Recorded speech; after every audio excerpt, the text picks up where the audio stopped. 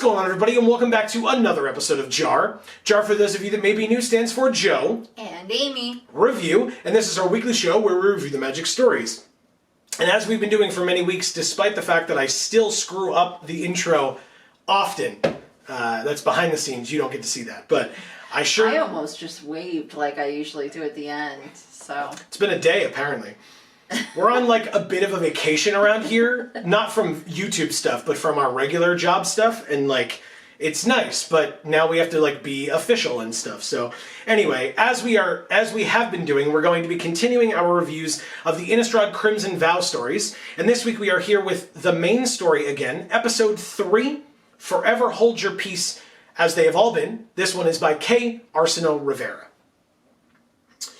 My quick review at the top is that this story was interesting. I'm kind of with you on what you're about to say, so I don't want to steal this from you because you brought it up. But what did you think of this story, Amy? I felt like it's a lot of build-up to a climax that I feel like just keeps getting put off.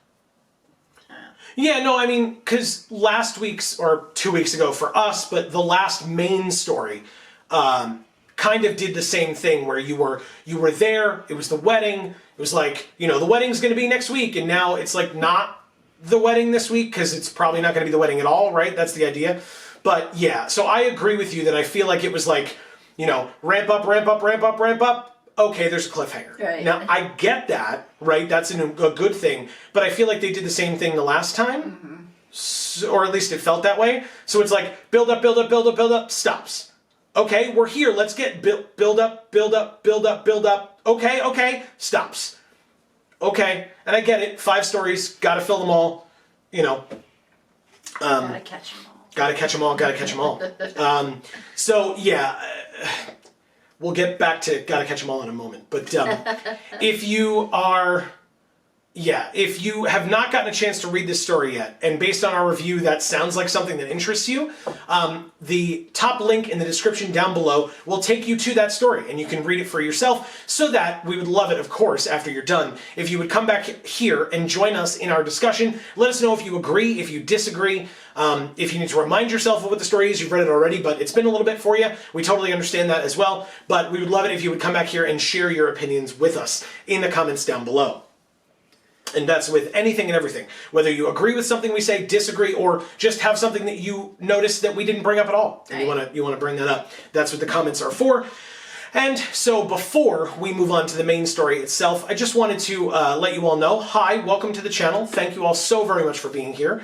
We would love it if you would subscribe and ring that bell if you enjoy our stuff. It will give you notifications whenever any of our videos come out. The continuation of this series next week, we have openings on Mondays. This Monday, a bit of a holiday opening for the holiday season.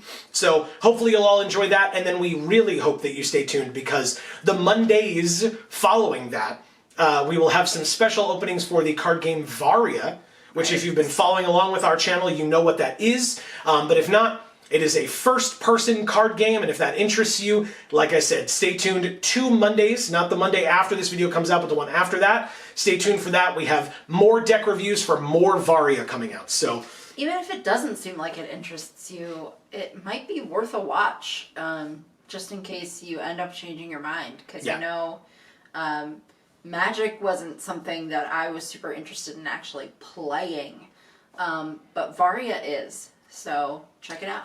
And speaking of playing Magic as well, also on Mondays, speaking of Mondays, big day Mondays, we try to, you know, people have the work week starting, they're kind of in a down spot, so now you get to watch our videos and come back up. But also we stream every Monday, 8 to 10 p.m. Eastern Time, right here on this channel, where we will be playing MTG Arena, as we do every week. Yeah. So we would love it if you would come and join us, hang out and chat, say hello.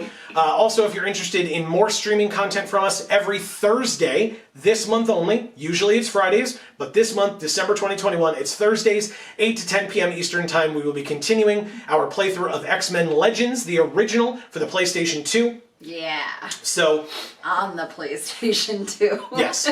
So all the load screens you could possibly want. Yeah. But come join us. We hope that you will enjoy all of that great stuff. And then don't forget, we have other channels linked down below. I said we'd come back to Gotta Catch 'Em All. Amy is getting her revenge, or has gotten her revenge this week on the Elite Four for Pokemon Silver. So if you missed that, or her original run at them, definitely check those out over on Video Games for All, as well as Gluten Free for All. Don't forget to subscribe and ring the bells on both of those. So, now on to the full review itself. Thank you for allowing us to do that little bit of a rep there. We really appreciate any and all support that you're all willing to give in that regard. On to the full review itself. Forever Hold Your Peace. I actually really liked... I used to talk about it all the time. The names of the stories, or the titles of the stories. And it's been a long time since I've done that. Mainly because, like, you know, they stand out. Some of them stand out because it's like, oh, okay, I get what you did there. But it's not something I really wanted to talk about. This one I liked, Forever Hold Your Peace. Because what does that mean when you hear that? What does it make you think of? Speak now or forever hold your peace at a wedding, right? And at least in popular media, they say that line, like, speak now or forever hold your peace, and then, you know, somebody comes in, I object, you know, I'm the one that should be with this woman or this man, or, you know, they don't belong together for whatever reason. And so, in this case, there was not that moment. There was not the speak now or forever hold your peace, but Soren still stepped up and said, I object. May have been a little bit of a corny moment, but I appreciated it with the title of the story. I think it worked out pretty nicely. So, that actually works. Yeah. I wanted to talk with you about this, because I think you're out of the two of us, and again, speaking of the Varia openings that'll be coming out in a couple of Mondays, Amy is definitely the one who more so has knowledge of older art and architecture out of the two of us. So Soren made the comment that he believes he is one of the few people who is able to fully appreciate architecture and, like, art. He didn't exactly say art, but he said, like, stained glass, which is like architecture in that it is, quote, the work of centuries. And I wanted to get your opinions on that, because we kind of talked about it, just the two of us. And I wanted to see if we could talk about that with everyone and see what their thoughts were as well. Yeah, I mean, while you were reading that, I was just like, why does he think that? And then you were like, because he lives from when it's made and installed, essentially, the stained glass, until it finally breaks. Right. He's there for the entire lifespan of the stained glass. Right. To watch it stand the test of time. Right. Yeah. Yeah. Yeah, which of course is a unique vantage point to have, right? Yeah. People don't get that. Yeah, it's true. Unless it's destroyed prematurely, and then it's just tragic. It's not like, oh wow, it lasted that long. It's like, oh god, it only lasted that long, you know? There's a big difference. But you know, I think there's a lot to be said for the amount of culture that someone can glean from stuff like that. That kind of brings them back to their own ancestry. Okay. And allows them to feel a connection to their kin, essentially, and the human race as a whole, right? If it's from a different place or a different culture, to learn about that and to see sort of the evolution of very, very, very old architecture and art, and see how far it's come, and see what it's like now, and see all this, the spaces in between, and see how all of those things have lasted. Sure. Or have not lasted. You know, or how they were destroyed by another culture or another warring empire, conquering force, right? Yeah. Coming in and purposefully trying to destroy that culture actively. Or even I think that there's a lot that newer generations can learn from that without having to have been there from the start. Yeah, you know? I think it's a bit frowned upon to do this in general, but it's not like, you know, pointing to our competition or anything. But another subgenre of video on YouTube that I've always really appreciated looking at, probably not as much as someone like you who's more passionate about the subject in general, but I enjoy watching restoration videos. Whether it be like individual items, like literally the other day I was watching, and this is not, again, not a hobby of mine necessarily, but like an old firearm that's like all rusted and the wood's all like cracked and stuff. It was just really cathartic to sit and watch an expert at work restoring these old items, right, to make it look good as new. But yeah, I paintings. do that with buildings a lot. Sure. We've both done that with paintings a lot. I just find that fascinating because you get to see, especially with paintings, right? This is what I'm thinking of offhand. You get to see them get like cleaned, and so you get to see like all the yellowing go away, and you get to see more of what the piece used to look like, the vibrancy of what it used to be. What it actually was intended to look like by the artist who made it. Right. And then especially if they do like a before and after, right, at the end, where you're like, before is what it looked like this, and after it looked like this, and not for nothing, they're both fascinating. Because the after shows what it looked like originally, or closer to what it looked like originally, but the before shows what time does to that stuff. And that in and of itself is, I think, arguably part of the beauty. Is that you get to see, you talked about standing the test of time, but what time still does. It still weathers the objects or the items or whatever. So I think the opposite of like seeing it be destroyed is seeing it be restored as well. Yeah, but I mean, and arguably, like, I actually like the way art looks when it ages like that. Sure, a lot absolutely. too. Like, it has that same sort of effect that like a yellow light versus a white light has, like, just in real time as you're seeing things. Sure. Like, a stark white light kind of washes everything out and makes everything look gray. And then a yellow light kind of gives more soul to it. Okay. I don't know. Okay. Maybe that's just me, and partially because I have such a love for things that are old. Sure. I don't know. Okay. So I guess if you guys in the comments want to leave any insights on that you might have, feel free to do so. Definitely, please do. Speaking of things you can leave in the comments as insight, I had a question that Amy and I talked about, and we'll talk about it more and give our opinions here, but we want to pass the question along to you as well. Is this wedding, I know you have strong opinions on this, and I want to talk about it. Is this wedding about Soren? Because I am actually leaning a bit towards the fact that it is, and atypical of what happens here on JaAR, not because of something that we plan, but just because of, like, typically we agree on things, right? We like each other. And so, don't shake your head no.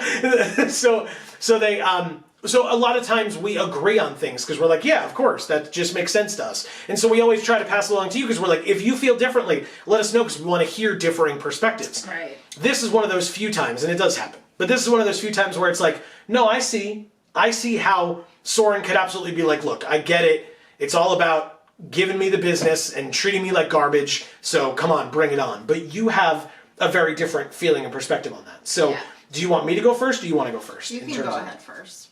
I just feel like, because we talked about this over the past few weeks, right? Olivia, like, as she's going through this process, looking down at Soren and being like, you know, she had all these like guards and stuff in place for holding him back and holding him down and making sure that he couldn't disrupt the proceedings. Everything that she was doing, it seemed like she kept staring down at him to like rub it in his face and show him up in front of everyone. She brings his family back, mostly, if not entirely, only the members of his family who have animosity toward him, if there are any that don't. She did not bring them back. And then I can empathize with that. and then the fact that it's his grandfather and it was stolen out from under his nose, because Olivia, even in this story, blatantly says, well, and then Soren was a fool for leaving someone like you unattended, or your coffin unattended. And so I just had to take you and have you be my husband. And so like all of it seems like it's like, hey, Soren, and so that's the perspective that I had. But I respected and appreciated the conversation that we had about your perspective on it. So please. I think that's the perspective you have, because I think that's Soren's perspective. I agree.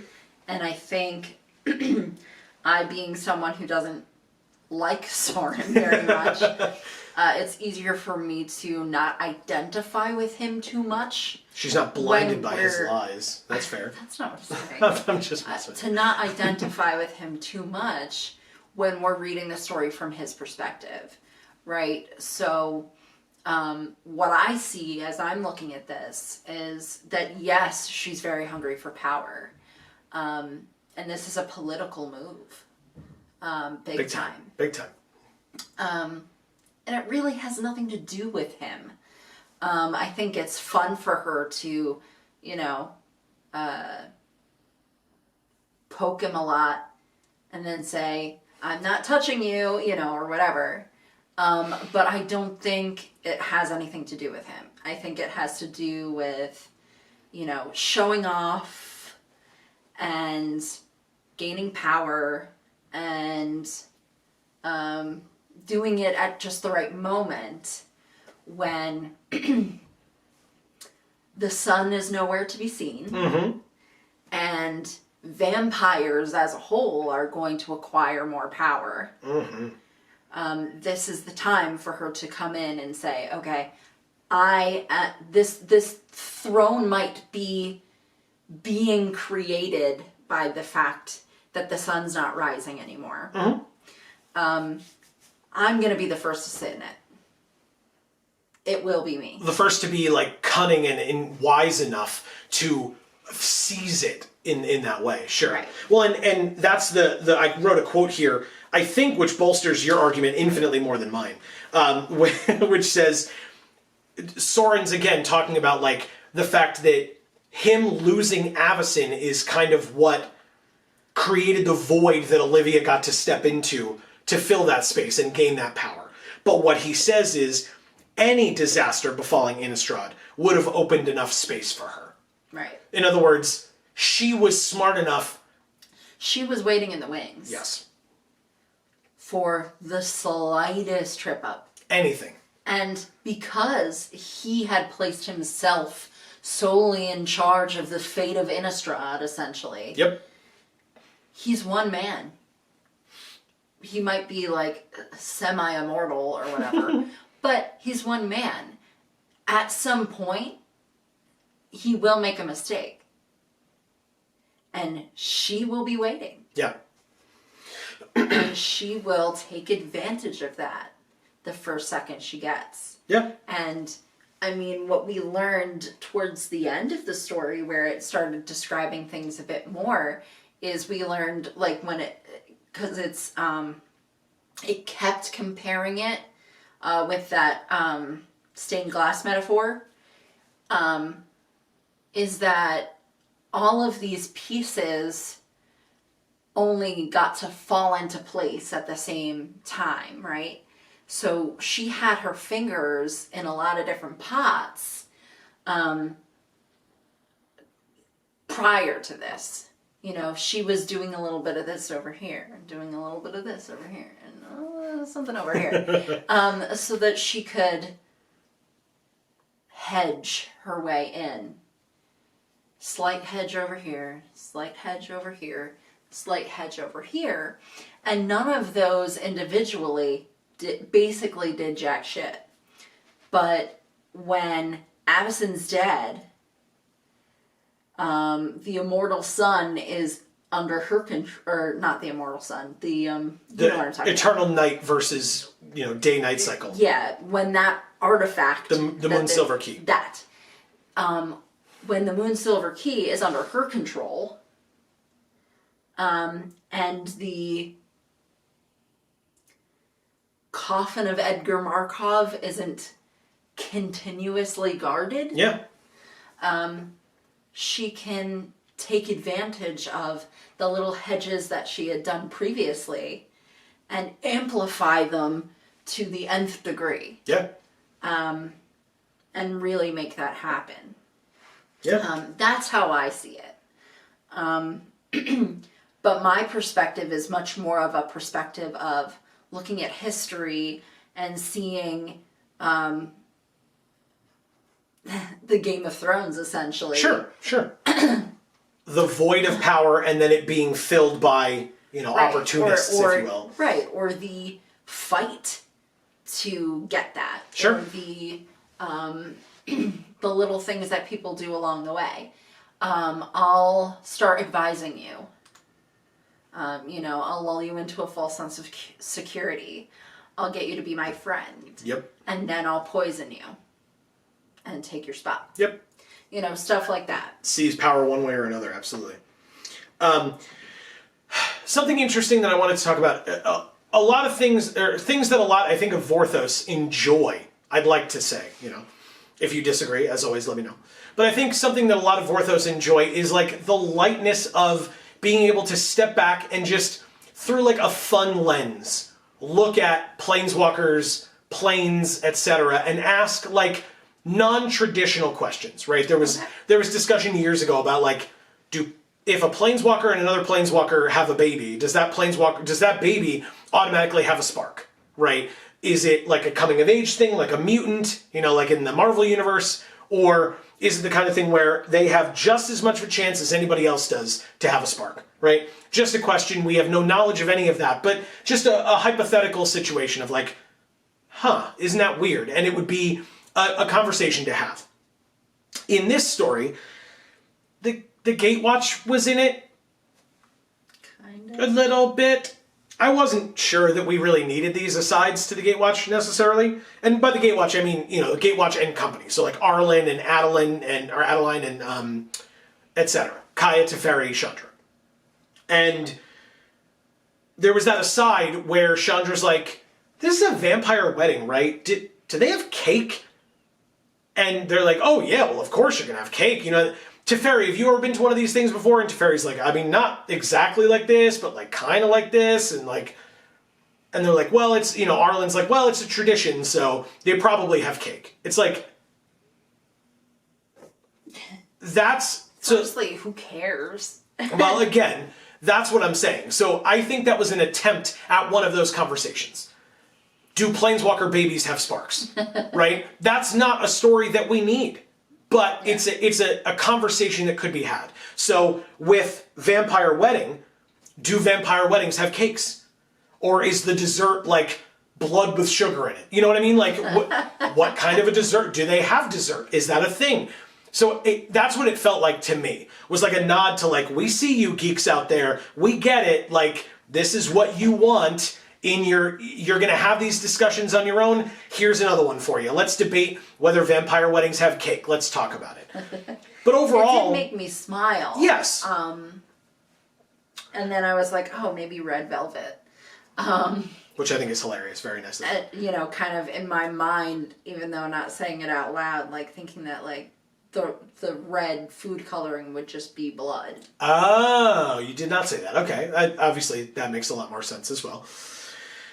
Anyway, I don't know that these asides were needed, but they were there. They brought a bit of levity to the situation. If it made you smile, maybe that was just the only goal, was to give you a moment of like, oh, nice. And then right back to it, right?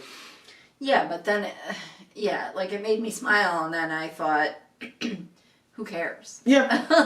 Well, and that's why I asked. Very quickly after I smiled, and thought about the red velvet thing, then I was like, oh yeah, who cares? Like, this is irrelevant. Yeah. A couple of other things.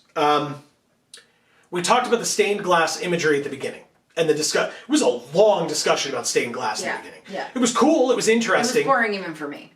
Let's be real. Okay, there you go, she said it. But it was a lot. And I've seen people make stained glass. I was just curious. I was like, where is this going? And again, obviously, like Chekhov's gun, I get it, right? You're going to be talking about stained glass, so of course it's going to play into the story in some meaningful fashion. I get it. And I knew that the Sanctify art of the window exploding was a thing that exists in the set, so I figured it would be in the story, and sure enough, not only was it in the story, it was like the last picture in the story, which makes perfect sense. But I wrote, I didn't know if it fully paid off, because... Yeah, I feel like they were gonna come back to it in another story. Oh, in another story? Yeah, like maybe. In the following story, or even the last story maybe, they kind of were gonna come back to that and be like, see, Soren, it wasn't about you. It was about all these separate things that she was doing to gain power. You just happened to kind of be in the way, so it was fun for her to kick you around a little. Well, because she's always despised you, but this may still not specifically be about you. Right. It's just about her vying for power, and if she gets to rub it in her rival's face a little bit, then why the hell not take that opportunity when you're at such a high point mentally? So I guess I get that.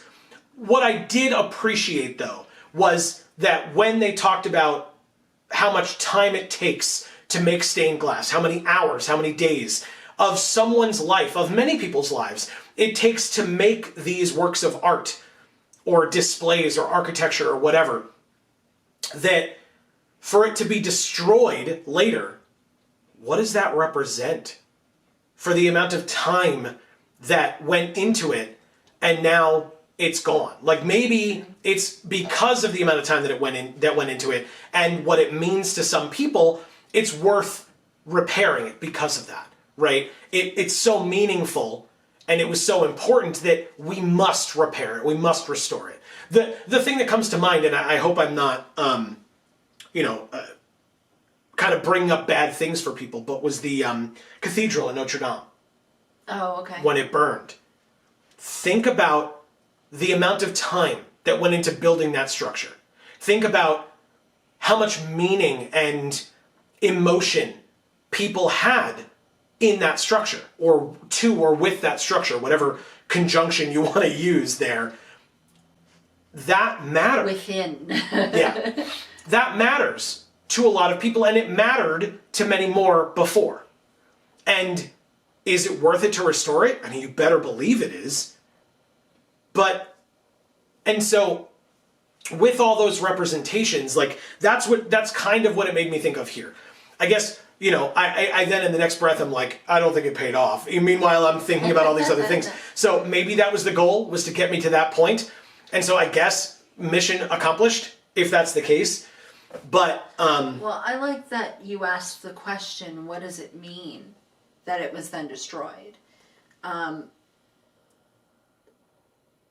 think it represents this sort of like meaninglessness of all of the work that Soren has put in to protect the humans on Innistrad. Okay. And all of the work that the humans tried to do to protect themselves on Innistrad. Mm-hmm. And how meaningless that has all become by the climax of this story. Not sure. This story, but the story of this plane that we're coming back to. Sure. For this. So, like,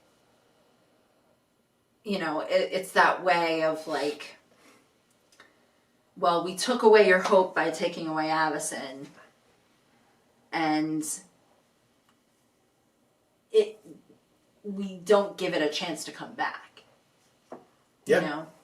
It's funny that you bring that up. That's the last thing we're going to talk about. But I have one negative thing to discuss, and then we can go to the hope discussion.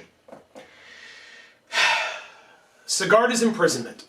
Let's talk about it, because we've done that. We've done that. We've done this type of a discussion a couple of times now in these past couple of sets. Yeah, it's annoying. Very. It seems to be the new way of the writing team versus the R&D team or the art direction team.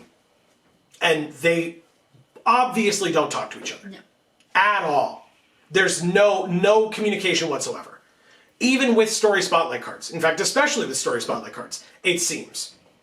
And you can go back and watch our other episodes. I'm not going to give you those examples, but we've talked about this multiple times now. Like too many. Yeah. In Midnight Hunt, in Crimson Vow, in Kaldheim even, and now we're back again. Let's talk about Sigarda's imprisonment.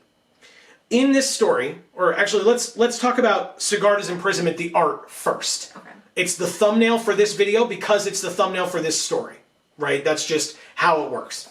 Let's talk about it. In fact, I may just be able to throw it up on the screen while I'm talking about it. So here's Sigarda's imprisonment. It shows her wings. I mean, look at them.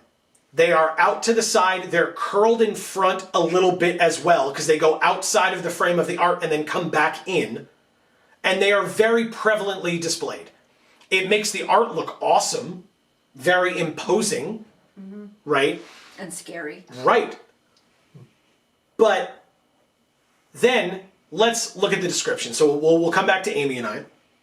Let's look at the descriptions. The story describes her as being in a, quote, feathered prison. And what does that mean? Well, here's another quote.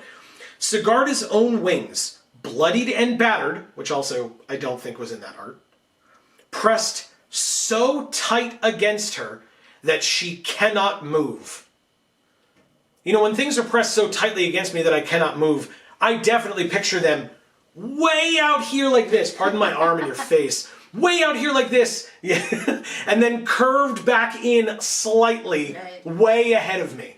To me, that means pressed so tightly against me that I cannot move. It's like not even close. It's so egregious. And if you're thinking, well, there are those angels that have 4 wings, trust us. But if not, go look for yourselves at any of the art for Sigarda. Sigarda has never had 4 wings. That's, I don't even believe, on this plane. I forget which plane it's on. I apologize. You can leave it in the comments. But it's not on this plane that there are 4 winged angels. There are 2. Sigarda had 2 wings. Avacyn, 2 wings. Bruna Gisela. Sigarda has 2 wings. So in the art that we just showed you a moment ago, her 2 wings way out like this, pressed so tight against her that she cannot move. And you can't say that it's the art, because first of all, it's called Sigarda's imprisonment.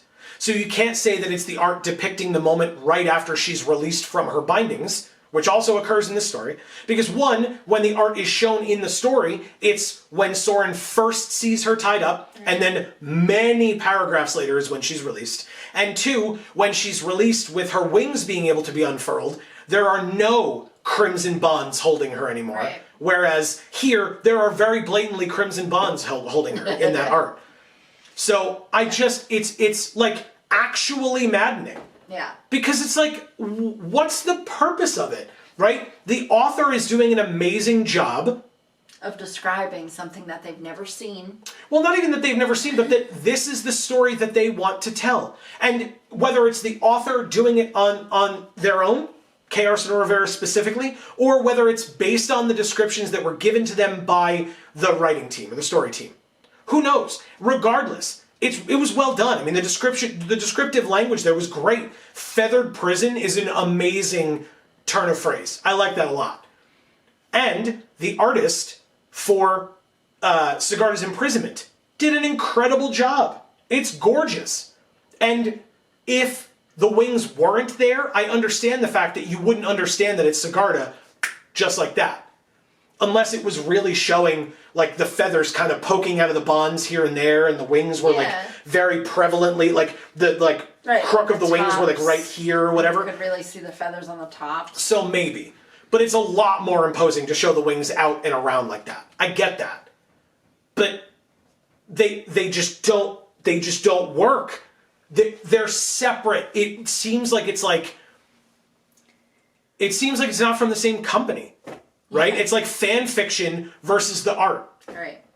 It's so frustrating to me because it's like they both did an amazing job. Let them do a great job together.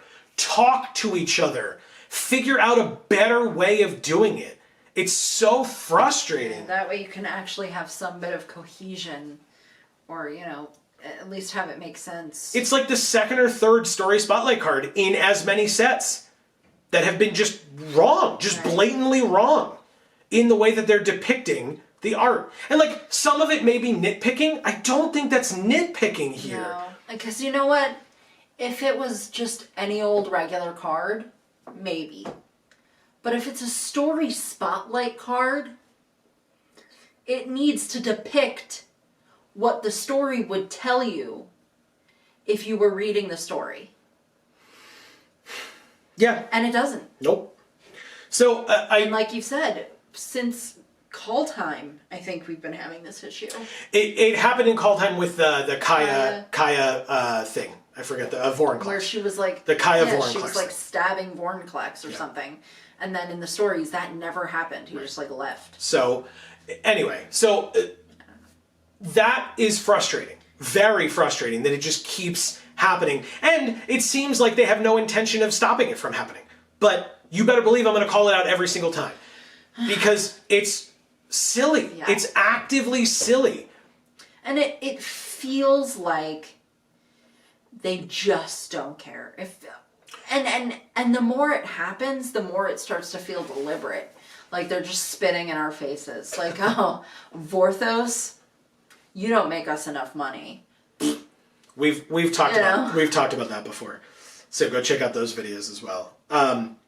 Yeah. So anyway, let's end on a positive note because that's frustrating and I want to hear people's thoughts. Maybe it doesn't matter to you. Maybe you're like, you know what? It feels like we're Soren and it's about us. Maybe it doesn't matter to you. Maybe you're like, you know what? I prefer the art looking as awesome as it looks because I understand that it's just a depiction of the story itself. If that's how you feel, I want to hear about it. I want to know because while it matters more to me, I'd love to know if people are like, look, Joe, come on. It's not that big of a deal. And that's totally fine. I want to, like I said, I want this to be a conversation to keep it going. Because if you disagree with us, let us know. So we can know that there are other people out there. But if you're like, no, you're right, that's real dumb, then like, let us know that as well. That's always nice to be validated, huh? Anyway, the last thing I want to talk about, you mentioned hope. And I've been talking about hope, right? You discussed the through line in Midnight Hunt of a lot of the stories, if not all of the stories, having a through line of trauma in them. And working through it or just, being triggered by it. Well, I had something to say about that for this one as well. Then please go right ahead. It's short. Sure. But what I wanted to say about that in this one was just that I thought it was interesting that Soren references that he feels that Edgar deserves to have consented to this wedding. If he's having to have it, Soren feels that Edgar should have had consented to it. And that consent was never something that Edgar offered Soren. Yeah, when drinking the blood of the angel way back in the day to make him what he is now. Yeah. Yeah. Edgar forced that upon Soren, and Soren now is saying that Edgar deserves to have that consent in a way that he himself did not. From Edgar, specifically, even. Wow, yeah. Excuse me. That's a great moment to have. That's very much what you want to see from a trauma victim, right? Is this ability to, at some point, realize that not only did he deserve to have that consent, but everyone does, regardless of whether or not they are willing to provide that to others. Respect that in others too. Yeah, right. Absolutely. That it's a universally important thing that everyone should get the chance to have, even if they're not willing to offer it up to others. And that's such a high level of having healed from that, right? Yeah. To be able to come to that conclusion. What I hated about it is that we never got to see that transition happen.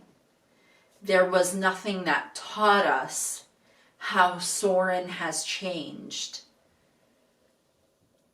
enough to be able to come to that kind of conclusion, to have healed enough from that hurt, Yeah. to have been now a good enough person, or a whole enough person, or a happy enough person, or a authentic enough person, where he would actually feel that way. I'm not saying it's poor characterization. And you know that if you have seen any of these videos, you know that I would say that if I felt it was. Immediately, absolutely. I think it's good characterization. I just wish there had been more. Sure. Prior that would show us how he got there. Okay. Because it's not very believable for somebody like me who understands that it's going to take him a lot to get to that point. Right. And I never liked him before. And I never got to see those healing moments. And I think we're owed that as an audience. If you're going to tell us he's reached that point, I think we deserve to know how. I think we deserve to have been able to be there and see and hear what that story was. Okay. And they just skipped it. Sure. Yeah. Interesting. And that through line of trauma has been peppered, I would say, at best into Crimson Vow, but it was very prevalent in Midnight Hunt, and I encourage you to go watch our Midnight Hunt reviews to hear more of that from Amy. But the through line that I've been following, at least or that we've been following, that I've been talking about in these stories, is hope. And hope keeps getting talked about because Avacyn, the angel of hope, is gone. Right. And so it's the idea of, are the people losing hope? Where are they still seeking hope? Or where are they still finding hope? And so in this instance, Soren, being the one to notice it, which makes sense as the creator of Avacyn, discusses creating Avacyn and looking at Sigarda versus Avacyn in his head and seeing the differences between them and the comparisons between them. And mentions that when she is freed and when she is kind of imposingly above all of these vampires, now that she's freed from her prison and calling them out, he says that she's shining as bright as, and mentions a number of things, one of which is hope. And I loved that. It's there. And I will say, very, very, very briefly, but if you picture what that looks like, that's a lot bigger of a moment, I think, than it was given time for in the description. I think the description did a great job because, like, harping on it more, I probably would have been sitting here being like, okay, we get it. You know what I mean? Like, so I'm not complaining about that necessarily, but I'd like to emphasize it more because it's the hope through line. We've been talking about it all this time. And so even the beaten, bloodied, winged Sigarda flying in the air somehow after being freed from her bonds by Catilda, by the way, we'll talk about her in a second, that was such an amazing moment. And I think the hope is lost on everyone that can see her, except the Gatewatch outside, that they can see her in that moment, and Soren inside, who were looking for that moment of hope. And so I appreciated that. I thought it was really good. I also just, as a little tiny thing at the end there, unless did you have something to say on that? I just wanted to talk about the word wrath. Please. How he mentioned righteous wrath. Yes, so that Sigarda had it versus that he would not have added that much of it to Avacyn. Right. Sure. What I want to ask you what he meant by that. Like what was occurring? Was she like fighting people? Like what was in that exact moment in this story? I mean, Yeah. she had been imprisoned, she was bleeding, and they were using her blood in that bowl to perform this ritual. Yeah. I know. So she is now freed from her bonds by Catilda, and I read it as her kind of saying, she said, you are all guilty. Yeah. So that's the righteous aspect of it, is I am judging you all guilty. And so you will be punished with her wrath for your guilt. I just feel like I missed the component that made it feel like it was wrathful. I mean, I think just her attitude and the way that she spoke. I mean, it's just, from what we saw, it was just her unfurling her wings, being in the air, and, you know. Right, because she didn't do anything with it yet. Seemingly not yet. Okay, so maybe it's in the next story. But don't forget, the stained glass window breaks, the chandelier breaks, all those things shatter, and then rain down glass on all of the partygoers. And Soren said... that's not something that she, like, did. I mean, it is, though. Like, she didn't slash the window and throw the glass, but her explosion of power is what created all of that occurring. Yeah, she but destroyed again, it all. I just feel like that's not wrath. Okay. I would... Righteous? Sure. Power? Sure. Wrath? No. I assume... But maybe he thought that because he was assuming what was going to happen next. I was going to say, I assume we'll see the aftermath of it in the next story at least, if not the next couple of stories, the last two. Because, I mean, again, we've seen the story spotlight cards, so we know kind of what's coming. So it will definitely be wrathful, I think.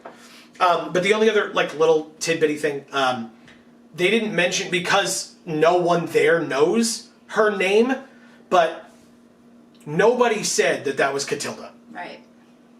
Because Soren was just like, oh, it's a spirit. Oh, it's a Geist. No, it's a spirit. And it's a spirit of, like, a witch. And then they show the art. Now, thankfully, under the art, there's that little thing that says Catilda, right? Dawn Martyr, or whatever her card name is. Because it's the description of the art, or the title of the art.